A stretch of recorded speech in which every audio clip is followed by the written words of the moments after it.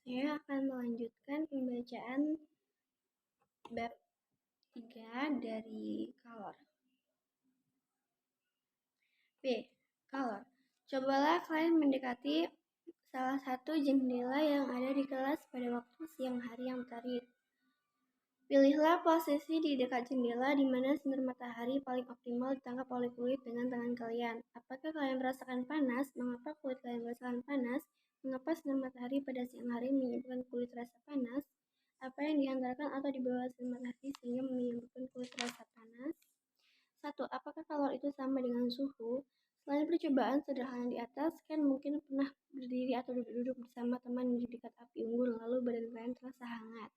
Mengapa bisa demikian? Ketika itu, energi yang menyebabkan panas yang dibawa oleh sinar matahari maupun api unggun mengalir ke kulit kalian. Energi tersebut mengalir dari benda bersuhu tinggi api unggun ke benda bersuhu rendah atau kulit. Energi tersebut dikenal sebagai kalor. Kalor secara alamiah mengalir dari benda bersuhu lebih tinggi panas ke benda yang bersuhu lebih rendah dingin. Kalor tidak sama dengan suhu. Suhu adalah sifat suatu benda yang muncul setelah diberikan energi kalor, selepas benda tersebut suhunya menjadi tinggi atau tidak.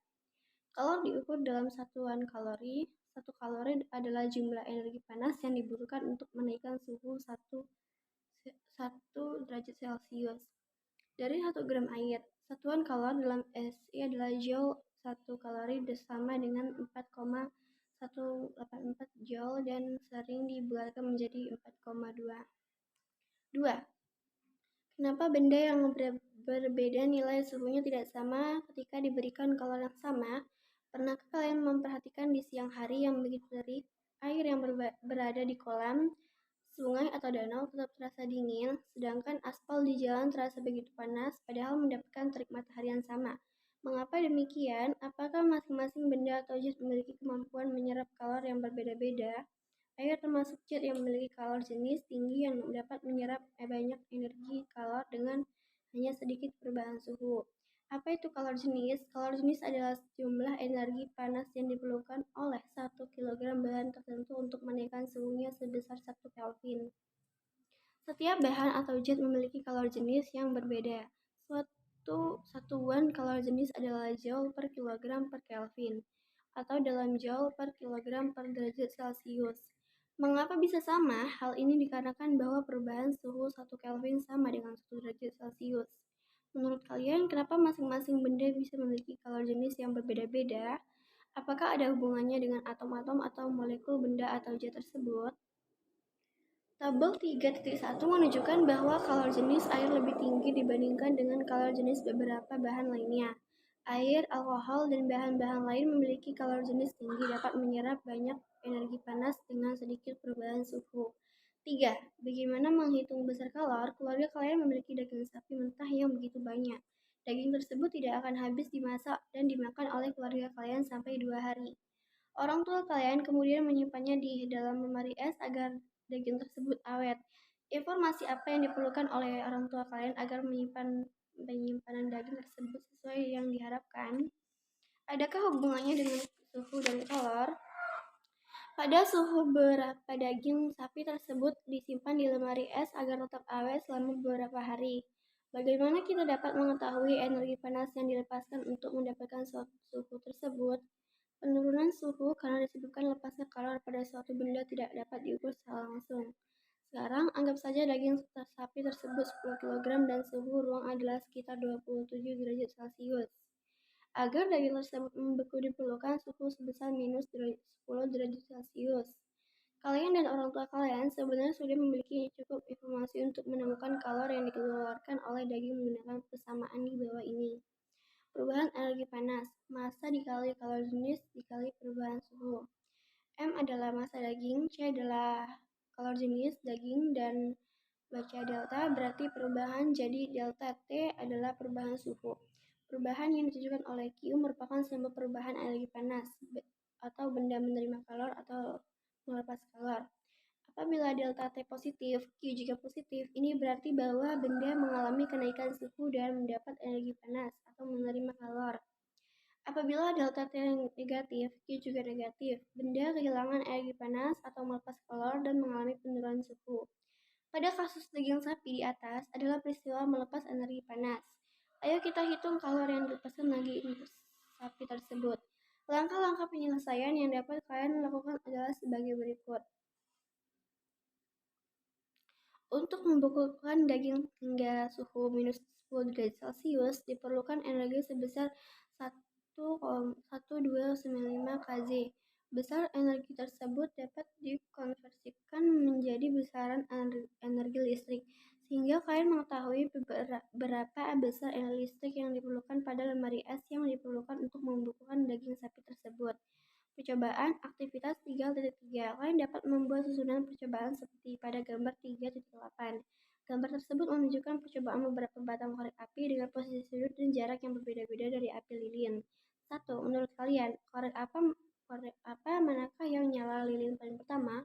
2. Mengapa korek api dapat didekatkan lebih dekat pada bagian bawah nyala sebelum korek api mulai terbakar? 3. Mengapa kalian tidak dapat mendekatkan kepala korek api dari arah atas menuju api lilin tanpa membuatnya terbakar? 4. Cobalah ubah semua posisi korek tadi menjadi sejajar dengan lilin. Amati apa yang telah terjadi. 4. Perpindahan kalor. Pada aktivitas 3.3 kalian telah mendapati bahwa nyala masing-masing batang korek berbeda-beda. Mengapa bisa terjadi demikian? Apakah kalian menemukan perpindahan kalor dari api lilin ke ujung batang korek? Bagaimanakah cara kerjanya? Jika kalian perhatikan lebih teliti pada percobaan aktivitas 3.3, terdapat beberapa cara perpindahan kalor yang terjadi. Pada dasarnya, kalor berpindah melalui 3 cara yang disebut sebagai konduksi, konveksi, dan radiasi. Berikut akan diuraikan ketiga cara perpindahan kalor tersebut. Coba pahami dengan seksama perbedaan di antara ketiganya. A. Konduksi. Saat ibu kalian menyetrika baju, bagian bawah sekitar yang panas bersentuhan langsung dengan kain. Kalor yang berpindah dari bagian bawah setrika yang terbuat dari logam ke kain. Perpindahan kalor seperti ini disebut konduksi. Perhatikan mekanisme perpindahan kalor secara konduksi pada gambar 3.9. Konduksi merupakan perpindahan panas melalui suatu bahan tanpa disertai dengan perpindahan partikel-partikel pada bahan tersebut. Benda yang jenisnya berbeda memiliki kemampuan menghantarkan panas secara konduksi atau konduktivitas yang berbeda pula. Bahan yang mampu menghantarkan panas dengan baik disebut konduktor. Bahan yang menghantarkan panas dengan buruk disebut isolator. Seperti pada bagian bawah setrika, bahan logam termasuk konduktor, kayu dan plastik termasuk isolator. Sebagai peralatan rumah tangga yang memanfaatkan sifat konduktivitas bahan terlihat pada gambar 3.10 berikut ini. B. Konveksi. Telah kita ketahui bahwa air merupakan bahan isolator. Namun, ketika memasak air, setelah bagian bawah panci dipanaskan beberapa saat, ternyata permukaan air juga ikut panas bahkan mendidih. Hal tersebut menunjukkan bahwa air dapat menjadi konduktor panas ketika diberikan kalor yang cukup. Berarti, ada cara perpindahan panas yang berbeda dari sebelumnya atau konduksi. Perpindahan kalor yang seperti itu dikenal sebagai konveksi. Saat air bagian bawah mendapatkan kalor dari pemanas, kumpulan partikel-partikel air mulai memuai sehingga menjadi lebih ringan dan bergerak naik. Digantikan dengan partikel air dingin yang lebih berat dari bagian atas. Dengan cara ini, panas dari air bagian bawah berpindah bersama aliran air menuju bagian atas. Proses perambatan energi panas pada air tersebut ini disebut konveksi. Pola aliran partikel air tersebut membentuk arus konveksi. Konveksi adalah perpindahan kalor dari satu bagian ke bagian yang lain bersama dengan gravitasi dan lari partikel-partikel bendanya. Konveksi juga dapat terjadi pada aliran udara panas atau asap yang dihasilkan oleh nyala api.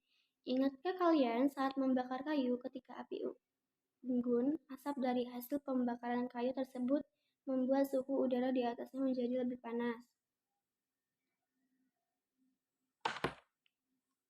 C. Radiasi.